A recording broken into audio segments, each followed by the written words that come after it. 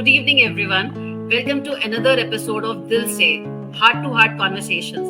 ये हमारा एपिसोड जो है, इसमें हमारे जो सीरीज है एपिसोड की, हम हमेशा दिल से बात करते हैं. अलग अलग तरीकों से टॉपिक से बात होती है. तो आज की जो हमारी गेस्ट है, बहुत ही स्पेशल गेस्ट है हमारे साथ, जिनको हम वेलकम करेंगे. पहले रजनी जी, नमस्कार, गुड इवनिंग. नमस्कार नमस्कार.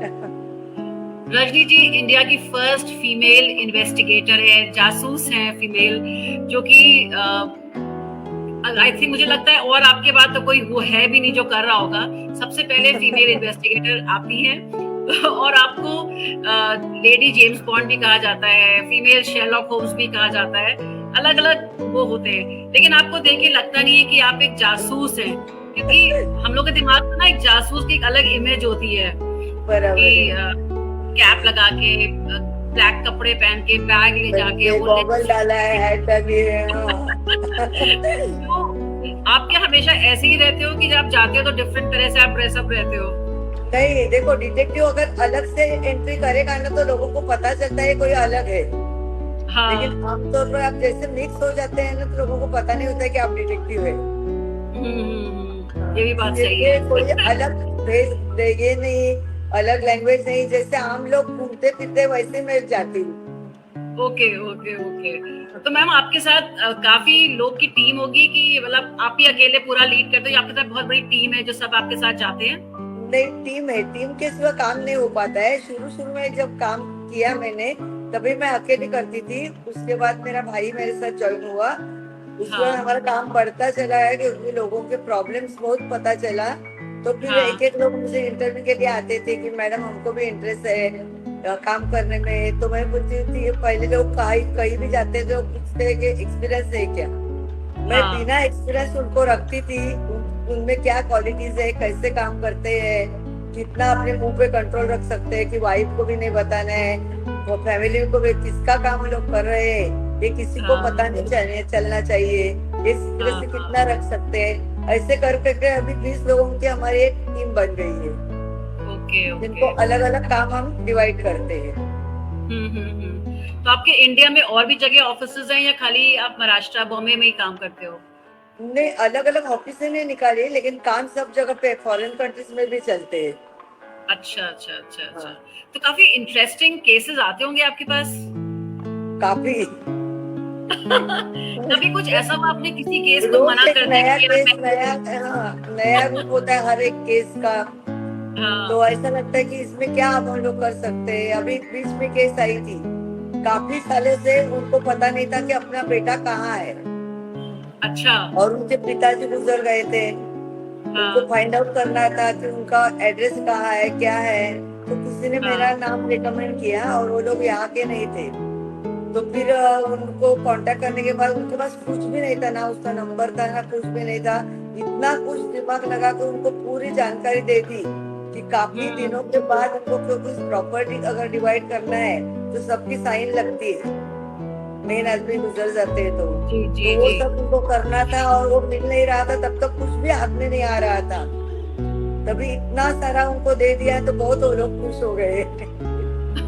यहाँ कुछ भी रहेगा ना रजनी जी तो आपको हम लोग जरूर यहाँ से हेल्प करेंगे और आप हमारे यहाँ आके रुकना. मैम कभी ऐसा भी होता है कि कोई केस आपके पास आए, आपने कहा नहीं ये केस में दम नहीं है, इसको मैं नहीं करूंगी, ऐसा कुछ हुआ है कभी?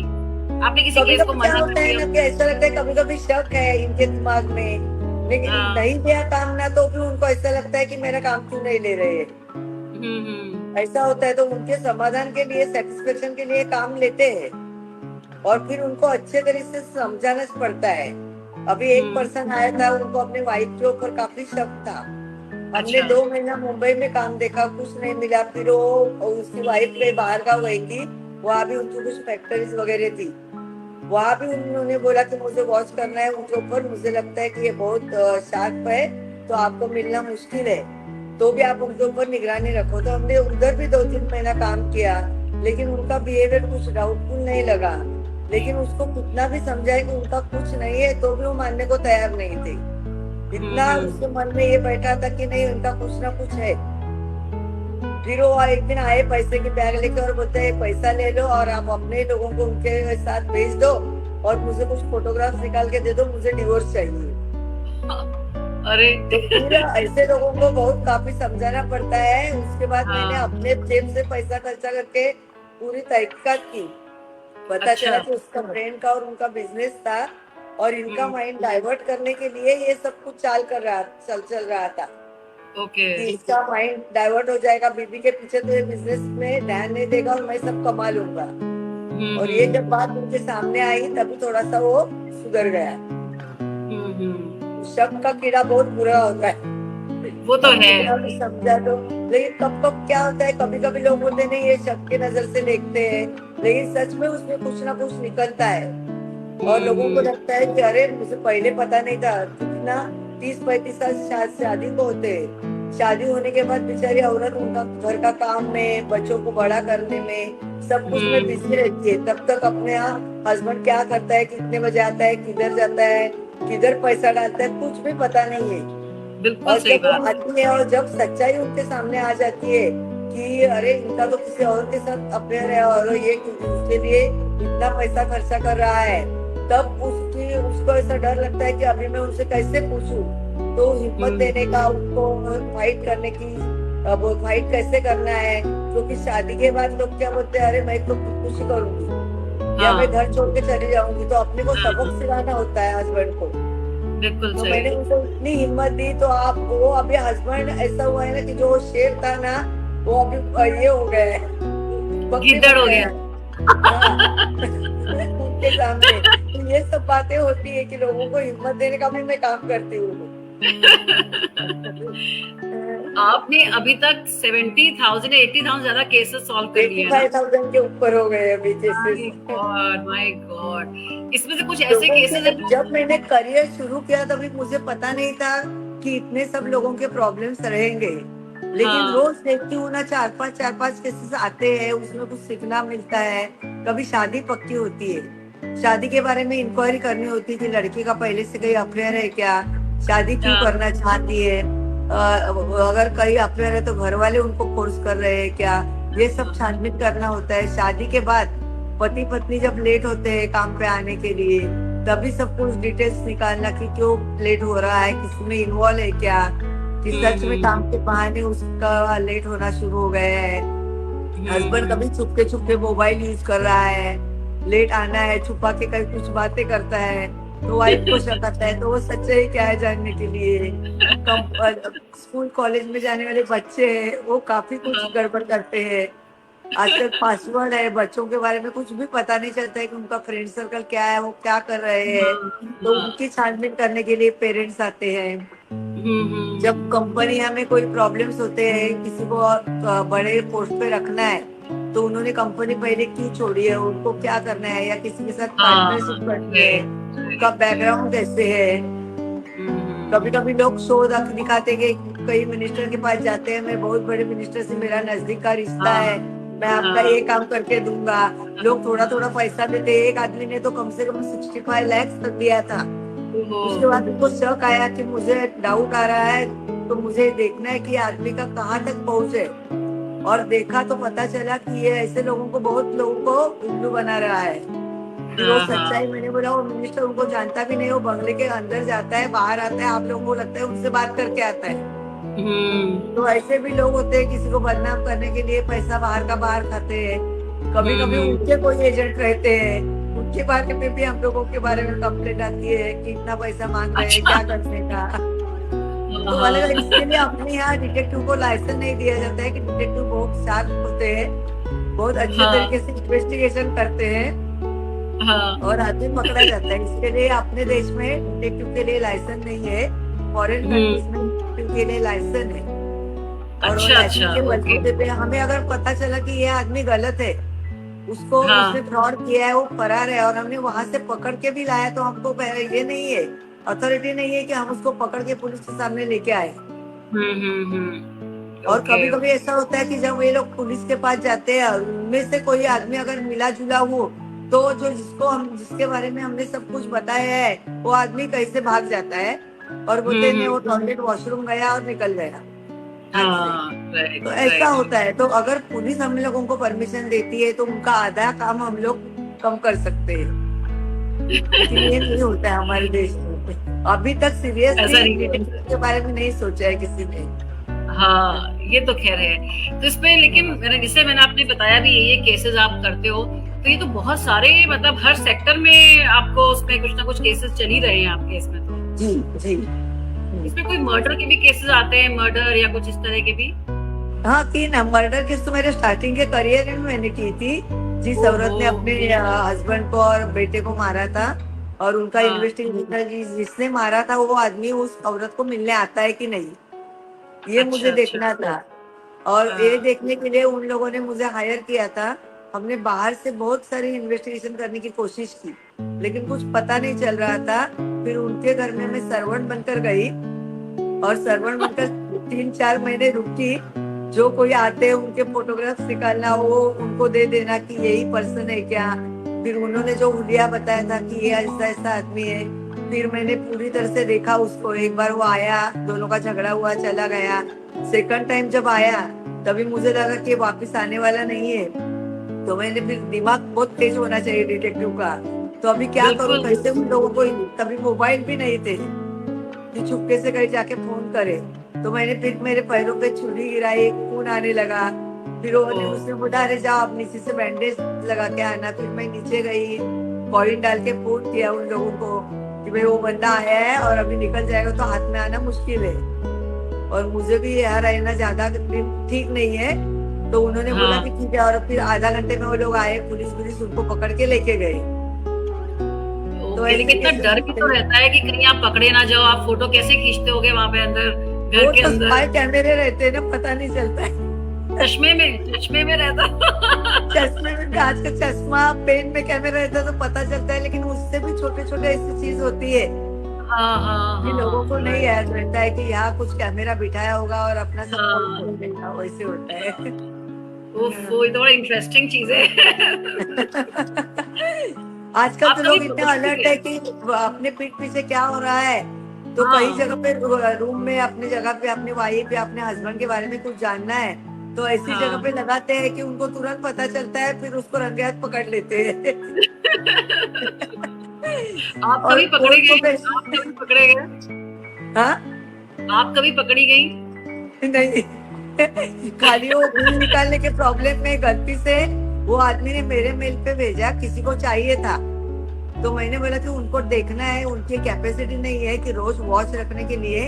और घर वाले उनको बोल रहे हैं कि देखो भाई, आपका हस्बैंड और आपकी फैमिली आपको पागल बोल रही है, तो आप प्रूव करो। लेकिन वो जो आदमी था उनका, वो मोबाइल कहीं रखता था और कहीं चला जाता था, और दूसरा मोबाइल उनके पास था।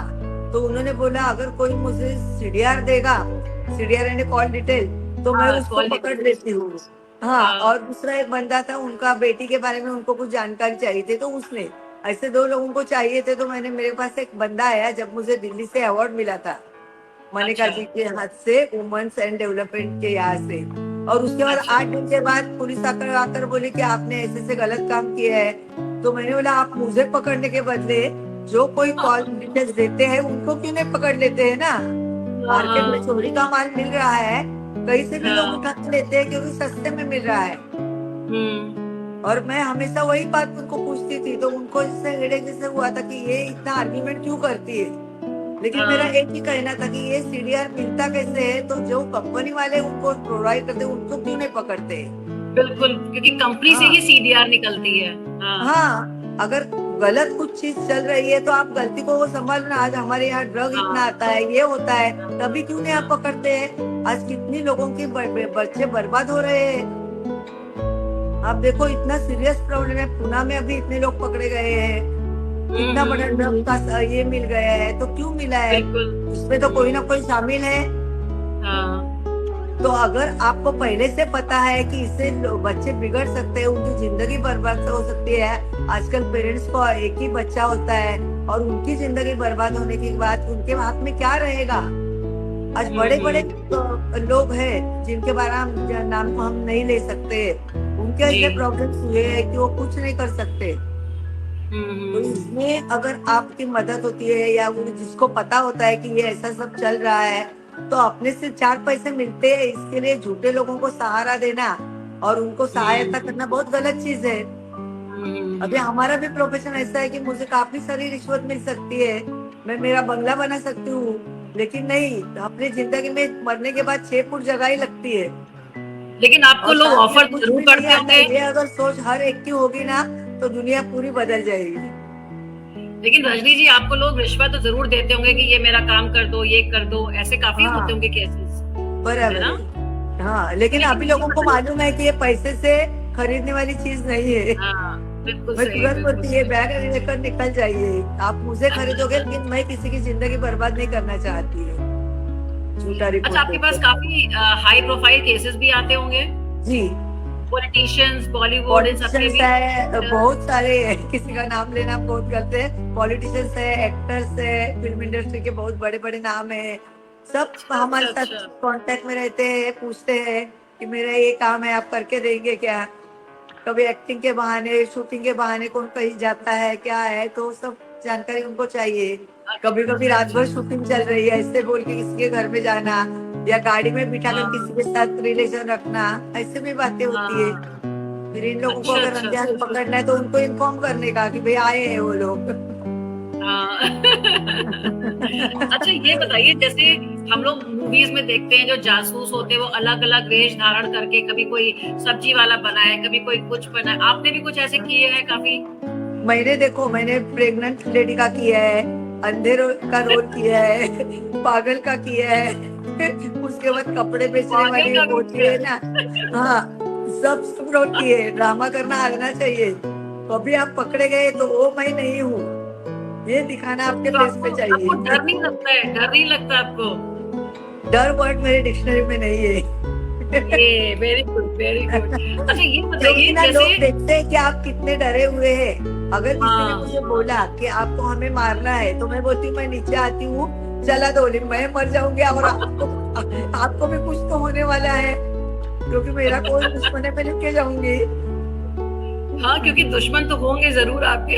हाँ, लेकिन उसके लिए मैं मेरा प्रोफेशन, लोग वो कल ही मुझे एक लेडी मिली थी, 2-3 बार आगे पीछे मुझे देख रही थी, फिर बोले आप रजनी पंडित है, मैंने बोला हाँ। हाँ, तो बोलते हाँ, आप कितने सालों से आप प्रोफेशन कर रहे हैं, आजकल लोग नौकरियां बदलते हैं कि कहीं अच्छा जॉब मिला तो, या कोई बिजनेस होता है तो 10 साल के बाद दूसरा बिजनेस यूज करते हैं, आप हाँ, 30-35 साल हाँ। से यही प्रोफेशन में है, आप बोर नहीं होती है क्या। मैंने बोला नहीं, मेरी हॉबी है। सच्चाई की खोज करना मेरा हॉबी है, और जब तक मेरा सांस चलेगा, मैं जिंदा हूँ, तब तक मेरा प्रोफेशन चलेगा। अच्छा, ये बताइए, जैसे आप आपका भी देखिए, जो आपका जो काम आप कर रहे हो ये बहुत खतरनाक वाला भी कभी कभी होता जी, होगा, जी। तो आपको वो सब आता है? टाइक्वांडो, कराटे कुछ आता है आपको? अगर कोई आ जाए सामने कुछ करे तो आपको कैसे उसको आप रिस्पॉन्ड करोगे? वही तो शार्प दिमाग चाहिए, वो मैं नहीं बोल सकती आपको, सीक्रेट है वो। लेकिन सामने से आएगा तो पता चलेगा, तो उसका कैसे दोहात करने का मालूम है।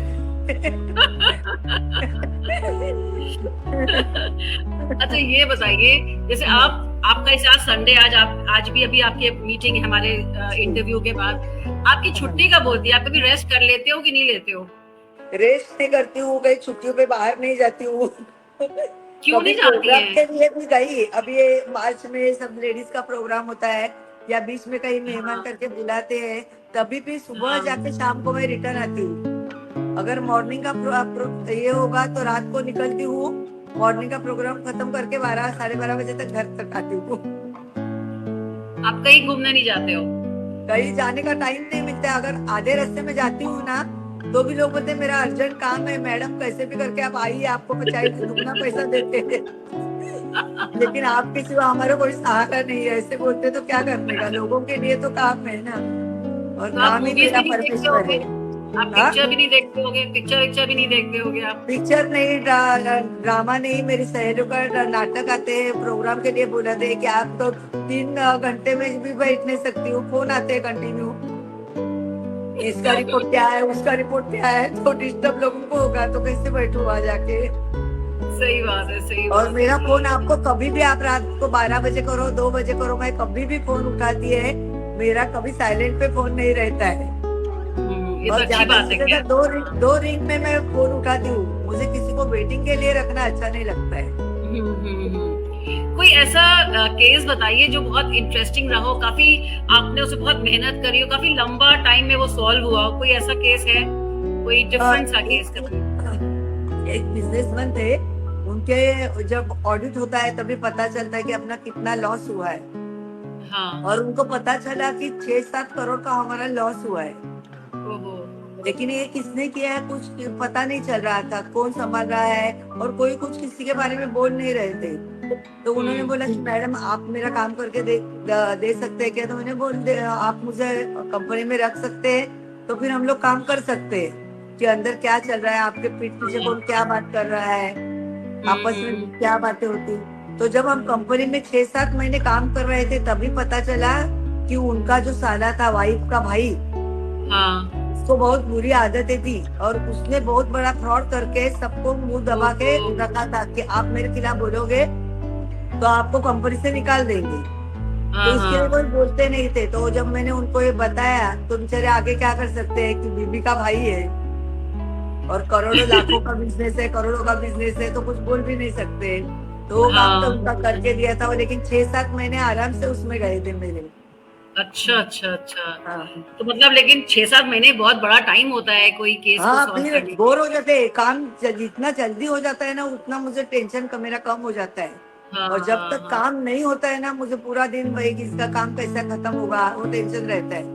कभी कभी कभी ऐसा किसी लगा का 1 आपको? घंटे में भी काम सॉल्व होता है, कभी किसी को 1 साल भी लग सकता है। हाँ सही ऐसा बात है। है, कुछ वो बहुत इंपॉर्टेंट केस हो तो लंबा खींचते भी हैं वो चीजें। हाँ, नहीं नहीं, मुझे लंबा खींचना अच्छा नहीं लगता है क्योंकि पैसा लो सामने वाला दे रहा है। भाई आपने हाँ। एक मेरे पास आदमी आए थे, उनकी डिस्ट्रीब्यूटर थे बहुत बड़े, बहुत सारी कंपनी की दवा के डिस्ट्रीब्यूटर थे। और उनके यहाँ से कैंसर की जो ये रहती है ना दवा, बहुत महंगी रहती है वो। कम से कम मुझे लगता है एक इंजेक्शन का कुछ 16,000 18,000 ऐसी कुछ अच्छा ये अच्छा थी कीमत। अच्छा। तो उन्होंने बोला कि हमें ऐसा डाउट है कि हमारे यहाँ से माल किधर जाता है और वो बाहर का बाहर बेच दिया जाता है। तो उन्होंने मुझे 75,000 लाके दिए, बोलते कि आप 1 वीक का ये काम करो, बाद में देखते हैं। और काम हाँ। शुरू किया और दूसरे दिन मुझे पता चला कि ट्रेन में वो इंजेक्शन बेचा जा रहा है। ओहो। उनके लड़कों के ऊपर हमने निगरानी रखी और पता चला। हाँ और वो हाँ। कैसे देते थे, जाते आते टाइम तो उनका चेकिंग होता था। तो खाने का जो टिफिन का डब्बा लाते थे वो डब्बा रख के वो उनके यहाँ वहाँ ऐसा ये था, क्या बोलते उसको, हिल था, हिल के पीछे वो डब्बा रखते थे और जाने के टाइम पे वहां से वो डब्बा उठा के लेके जाते थे। उसमें वो इंजेक्शन वगैरह डालते थे, कुछ दवाई वगैरह। हाँ हाँ। फिर मैंने बोला कि देखो मैं सर आपका ये तो काम हुआ है, आपके बच्चे ये कर रहे हैं, ट्रेन में बेच रहे हैं और लोग भी ले रहे हैं। तभी मैंने बोला आपका पैसा भी ले लो, कौन है पता चला है। तो उन्होंने बोला नहीं हाँ। नहीं, पैसा भी नहीं चाहिए मुझे अभी, आप 1 महीना तक रुकिए, 1 महीना और काम करके दे दीजिए। लेकिन उनको मेरी नीयत इतनी अच्छी लगी कि भाई इतना पैसा देने के बाद भी इसने 1 दिन में काम करके मेरे को बोला पैसा रिटर्न लेके जाओ। हाँ तो ये हाँ जो हाँ। स्वभाव है ना वो मेरा लोगों को पसंद है कि आप लोग बोलते हैं आप इनके पास जाइए, आप फंस नहीं जाएंगे। ये जो विश्वास है ना, नहीं तो बहुत सारे डिटेक्टिव पढ़े, वो तो लेकिन सही क्या, बात है। हाँ बहुत है डिटेक्टिव जेंट्स है ये। लेकिन जब तुम्हारी नीयत खराब होती है ना तो आप ज्यादा दिन नहीं टिक पाते। आज मैं 25 साल एक प्रोफेशन में हूँ, क्यों हूँ कि मैं मुझमें हिम्मत है, काम करने का तरीका है, चौकन्ना हमेशा रहती हूँ, पैसे की लालच नहीं रखी है। अच्छा एक बात बताइए, अगर हम आपको हाँ, आपको हम बोले कि आज आप बिल्कुल काम नहीं करेंगी, आज कोई फोन नहीं उठाएंगी, तो आप क्या करेंगी उस समय? घूमने जाएंगी, मूवी देखेंगी, क्या करेंगी? मैं काम के सिवा नहीं जिंदा रह सकती हूँ। बाकी घर का काम तो करती हूँ, किसी को कुछ खाने की चीज चाहिए तो वो भी बना के खिलाती हूँ। लेकिन 1-2 तो केसेस मुझे लेते पड़ेंगे, बिना काम का नहीं होगा। Okay okay. तो ये बताइए कि इतना मतलब आपने इन्वेस्टिगेशन उस लाइन में आप आए, आप कैसे आए? मतलब ये तो मैं मतलब आपने एक बार बताया भी था मुझे, लेकिन मैं फिर लोगों के लिए पूछना चाहती हूँ कि किस तरह से आप इस फील्ड में आई, मतलब क्योंकि इसने मैं कॉलेज आपका से आई। कॉलेज में जब पढ़ाई करती थी तभी मेरे साथ जो पढ़ने वाली लड़की थी उसके बारे में मुझे ऐसा लगता था कि वो पेरेंट्स को कुछ उल्लू बना रही थी। अच्छा बिहेवियर नहीं था, तो मैंने उनका कॉलेज के क्लास से एड्रेस लेके उनके घर तक गई और घर वालों को बताया कि आपकी बेटी आपको फंसा रही है। तो हाँ। उन्होंने फिर मुझे बोला कि आप ऐसे कैसे बोल रही है, आप क्या, आप तो उसकी सहेली है। तो मैंने बोला देखो, जो मुझे पता चला है वो मैं आपको बता रही हूँ, अगर उनकी जिंदगी बर्बाद हो जाएगी तो आप क्या कर सकते हैं। तो उसकी मम्मी मेरे साथ बोली कि नहीं नहीं, मेरी बेटी ऐसे नहीं करेगी। लेकिन जब उनके डैडी मेरे साथ आए और उन्होंने देखा कि आप अपनी बेटी क्या कर रही है, ड्रिंक स्मोक, तो फिर उन्होंने उनको कॉलेज से निकाला और बोले आप तो स्पाई है, आपकी वजह से मैं बच गया। कभी भी मैंने सोचा नहीं था कि स्पाई क्या होते हैं, डिटेक्टिव क्या होते हैं, ना मैंने कभी किताबें पढ़ी थी, ना कोई पिक्चर देखी थी, कुछ भी नहीं था। और जब मैं गई मंत्रालय में और ऐड देने के लिए कि मैं डिटेक्टिव का ऐसे छोटे मोटे काम में करती थी, लेकिन जब मेरा ग्रेजुएशन कंप्लीट होने के बाद जब मैं इंक्वायरी करने गई कि मुझे ऐड देनी है डिटेक्टिव की, तो लोग बोलते हैं ऐड नहीं लेंगे, अपने यहाँ डिटेक्टिव है ही नहीं कोई। जो है वो सिक्योरिटी एजेंसी चलाते हैं और मिलिट्री के लोग हैं, रिटायर्ड पुलिस ऑफिसर है, वो इन्वेस्टिगेशन का काम करते हैं। तो मैंने बोला आप तो कुछ कर नहीं सकती है। फिर लोक सत्ता के संपादक एडिटर, फिर मंत्रालय गई, वहां से पता चला तो उन्होंने बोला सिक्योरिटी का लाइसेंस मिल सकता है लेकिन डिटेक्टिव का हमारे यहाँ नहीं है। फिर मैंने बोला प्रोफेशन कैसे बढ़ाने का ना, कुछ तो आइडिया नहीं है। फिर एडिटर थे, एक रिपोर्टर थे, उनका मैंने काम करके दिया। फिर उन्होंने मेरा इंटरव्यू दे दिया। अच्छा। वो इंटरव्यू देख के उन्होंने हिंदी में ये किया, इंग्लिश मैगजीन में दिल्ली में आया और दिल्ली दूरदर्शन ने मेरा पहला इंटरव्यू किया, हम भी किसी से कम नहीं। अरे वाह। और वो इंटरव्यू देख के इतने लोग मेरा घर ढूंढते ढूंढते आ गए, मेरा घर दिखाया, एरिया दिखाया। तो वो सब देख के लोगों को पता चला। और जब इंटरव्यू आया था लोक सत्ता और इसमें मैगजीन में, तभी उन लोगों ने पूछा कि आपका एड्रेस हम डिक्लेयर करते हैं, बहुत लोग फोन कर रहे हैं कि हमें रजनी पंडित का एड्रेस दे दीजिए। तो आप मैं करूँ क्या, उन्होंने कर दीजिए। और उसके बाद मुझे कभी ऐड करने की जरूरत नहीं पड़ी। हर एक लैंग्वेज में, हर एक भाषा में मेरा इंटरव्यू आ गया। क्या बात है। कोई लैंग्वेज बाकी नहीं है। Okay okay okay. तो अगर जैसे कोई और डिटेक्टिव बनना चाहे तो आपके पास लोग आते होंगे सीखने की, हम भी बनना चाहते हैं, तो आप कुछ ट्रेनिंग देती है, क्या करती है? हाँ देती है। मेरे को तो स्कूल ही निकालना था कि हमारे देश में क्या होता है, कुछ बात बनने के बाद हम लोग अलर्ट होते हैं। अगर बीमारी होने के पहले ही हमें थोड़ा सा भी पता चलता है कि हमारे एक बीमारी, तो हम इलाज कर सकते हैं। जैसे अगर आप डिटेक्टिव हायर करेंगे, डिटेक्टिव को ट्रेन में, बसों में, कहीं और जगह पे घूमने फिरने के आसान से मिल जाता है, तो फिर कहाँ क्या चल रहा है उसके बारे में जानकारी मिल सकती है। तो मुझे वो स्कूल निकालना था, लेकिन हमारे जो लोग हैं, मंत्री है, कोई है, उन्हें अपनी कुर्सी की पड़ती है, तो वो अपने के लिए टाइम लेके और रोज जाकर उनको मुंह दिखाना, भीख मांगना मुझे अच्छा नहीं लगता है। वो सही भी नहीं है, वो सही भी नहीं। हाँ, तो जिनको प्राइवेटली करना है उनको सिखाने के लिए मैं तैयार रहती हूँ, उनको सिखाती हूँ। 1.5 लाख फी है मेरी सिखाने की। लेकिन उनको मैं 1 महीने के अंदर एक्सपर्ट बना सकती हूँ। अच्छा। वो खुद की एजेंसी चला सकते हैं। Okay okay okay. क्योंकि इतने अनुभव है, इतना सब कुछ ज्ञान है, कैसे क्या करना है क्या नहीं है। लेकिन केवल नाम मिलता है, पैसा मिलता है, फेमस होने को मिलता है, इसके लिए प्रोफेशन मत अपनाओ। नहीं, ये तो आप एक अच्छा काम भी कर रहे हैं। आप एक ये तो बहुत अच्छी चीज है जो आप कर रहे हो। कम से कम आप जब किसी का अच्छा करते हैं ना, उनके लिए आप भगवान होते हैं। वो उम्र का नहीं सोचते, आपके पैर पकड़ के जाते हैं कि नहीं भाई, आपने मेरा ये काम करके दिया है। बिल्कुल। अभी एक लड़का आता है मेरे पास, बहुत रोता है दिन भर, बोलता है एक लेडी मुझे ब्लैकमेल करती है और वो सेक्स स्कैंडल चलाती उसका है और मुझे उसमें से बचना है। तो मुझे उनके बारे में पूरी जानकारी निकालनी कि उसको किसके किसके साथ और उसने ब्लैकमेलिंग किया है और कैसे पैसे कमाए हैं। तो लोग और जिसके पास वो गए थे, जो डिपार्टमेंट क्या बोलता है, तूने किया है, ये प्रूफ है। उसने सब रिलेशनशिप फोटो दिखाए, तो वो बेचारा तो पूरा फंस गया है। और उसको ना नौकरी मिल रही है कहीं, क्योंकि उसको ऊपर जो चार्ज लगे वो भी गलत है। तो जब तक उसको रिहाई नहीं होता है तब तक वो जॉब भी नहीं करता है। घर वाले बेचारे बूढ़े हैं, सब कुछ प्रॉब्लम है। तो ऐसे में अगर हम लोग सब तहकीकात करके सच्चाई ला के सामने देते हैं, तो उसको छुटकारा तो कम से कम मिल सकता है। बिल्कुल बिल्कुल। उसके लिए तो बेचारे अपना हर टाइम पे नई नई कुछ बात पता चलती तो बेचारा आता है, पैर पड़ के जाता है कि मैडम आपकी वजह से मुझे इसका पता चला, अब मैं वकील को जाके ये बोल सकता हूँ, ये बोल सकता हूँ, ऐसी बात होती है। तो एक रजनी बंदा तो जैसे ऐसा था कि कोर्ट में आता था, कोर्ट में आके अपने हाथ में ऐसे जैसे अपंग लोग रहते हैं ना, हाथ में काड़ी पकड़ के चलते हैं, वैसे वो कोर्ट में आता था कि देखो मेरा एक्सीडेंट में पैर गया है, मैं चल नहीं सकता है, मुझे इतना पैसा चाहिए। तो वो बंदे को पता चला था कि ये आदमी ठीक ठाक है, लेकिन उसको पकड़ेंगे कैसे, क्योंकि कोर्ट में तो ऐसे ही आता है और जज को क्या मालूम ना सच में कैसा है। फिर उसका इन्वेस्टिगेशन किया तो देखा तो ये आदमी कोर्ट के उतरने के बाद जब रिक्शा पकड़ता है तभी अच्छे से उधर जंप मार के चढ़ता है और आगे जाता है तो बाजू में काटी डालता है, तो वो सब शूटिंग निकाली और कोर्ट को प्रोड्यूस करने के बाद कोर्ट को पता चला कि ये बंदा नाटक कर रहा है पैसा निकालने के लिए। ऐसे बहुत सारी चीजें होती है। कभी कभी लोग पैसा इतना कमाते हैं और बोलते हैं मैं कुछ नहीं कमाता है, वाइफ के देने के लिए पैसा नहीं मेरे पास। और आपस में कैसा है कि जॉब जब प्राइवेटली करते हैं तो किसी के साथ अच्छे संबंध है तो रिसीट नहीं लेते हैं, अकाउंट में नहीं पैसे डालते हैं, ऐसा कुछ करते, तो वो कुछ कर रहा है उसका शूटिंग लेना पड़ता है। तो बहुत दिमाग लगाते ये सब काम करने पड़ते हैं और प्रूफ के सिवा कुछ नहीं चलता है।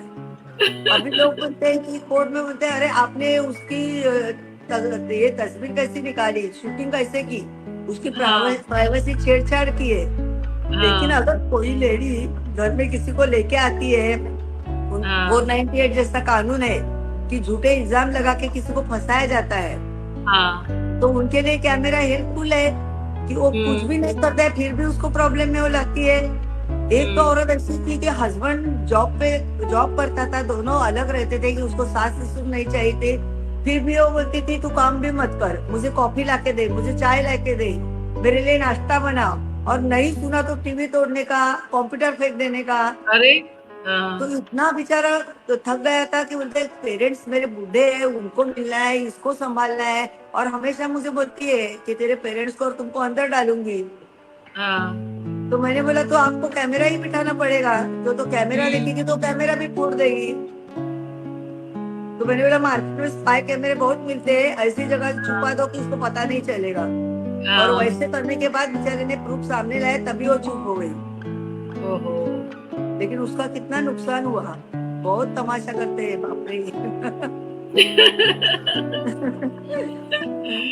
मतलब ये तो आपके जो करीब 80,000 से ज्यादा केसेस हैं, आपने कोई किताब लिखी है इस पे? हाँ, सारे किताबें लिखी है मैंने, चेहरे आर्ट से चेहरे और माया जाल। अच्छा, ये दो मराठी में है, और चेहरे आर्ट से चेहरे जो फेस बिहाइंड फेस है वो मैंने रेडी करके लिखा है, लेकिन पब्लिश करने के लिए टाइम नहीं है। और लोग मेरे ऊपर अपनी वेब सीरीज पिक्चर सब बनाना चाहते हैं, लेकिन उनकी शर्त है कि मेरी पूरी जिंदगी उनको चाहिए। मैं आगे भी जो केस करूंगी केसेस वो भी उनको चाहिए, तो वो पॉसिबल कैसे होगा ना? वो कैसे पॉसिबल? अमाउंट दे दो मुझे मेरी जिंदगी की। और बोलते जिनका आपने काम किया है ना उनकी प्राइवेसी हमें तोड़नी चाहिए। तो मैंने बोला पॉसिबल नहीं है, जो लोग विश्वास के साथ मेरे पास आए हैं उनका विश्वास मैं नहीं तोड़ना चाहती आपके पैसे के लिए। आप मुझे वो तो आपने उनके साथ एक एग्रीमेंट किया है कि हम नाम नहीं देंगे, तो आप नाम नहीं दे सकते हो। हाँ, नहीं एग्रीमेंट भी नहीं है, लेकिन एक विश्वास का वर्ड होता है ना। कभी कभी लोग एग्रीमेंट के लिए तैयार नहीं होते कि कभी पकड़े गए या कोई कुछ लेके गया तो रिकॉर्ड रहता है ना कि किसका काम किया है क्या है, इसके लिए लोग ऐसे करते हैं। बहुत ही इज्जत कैसी बचेगी उसके बारे में सोचना है। आपकी बहुत इंटरेस्टिंग और चैलेंजिंग लाइफ है। रोज नया केस, रोज नई कहानी, रोज नई घटना। Thank you so much Rajni ji, आपका अपॉइंटमेंट भी हो रहा है, लेट हो रही होंगी आप। मैं क्या करूंगी, चैट बॉक्स पे आपका नंबर दे दूंगी, ठीक है? कोई और अगर आपको कांटेक्ट करना चाहे कोई किसी केस के बारे में तो आपको बात कर सकते हैं आप। श्योर पक्का। नमस्ते। Thank you so much for your time. Thank you. Namaste.